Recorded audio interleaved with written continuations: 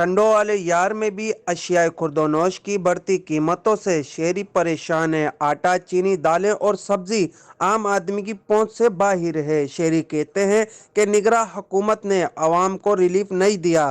500 دیہڑی میں گھر کا گزارا کرنا مشکل ہو گیا ہے۔ مہنگائی جو سے عروج پہ پہنچ گئی ہے، غریب آدمی کا جینا حرام ہو گیا ہے۔ وہ کس طرح سے اپنے بچوں کا پیٹ پالے؟ لہٰذا وہ غریب آدمی یا تو چوری کرے گا یا ڈاکے ڈالے گا، یا غریب آدمی جو ضلع انتظامیہ ہماری ہے وہ بالکل خاموش ہو کے بیٹھی ہوئی ہے، وہ کوئی توجہ نہیں دے رہی ہے غریب آدمیوں کے اوپر۔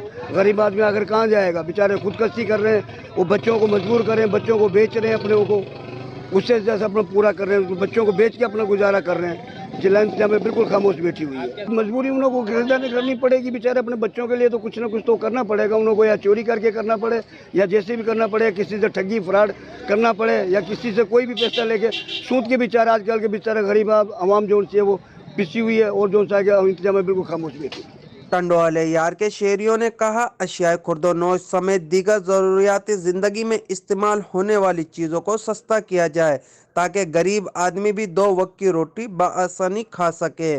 ناظم خانزادہ، وش نیوز، ٹنڈو والے یار۔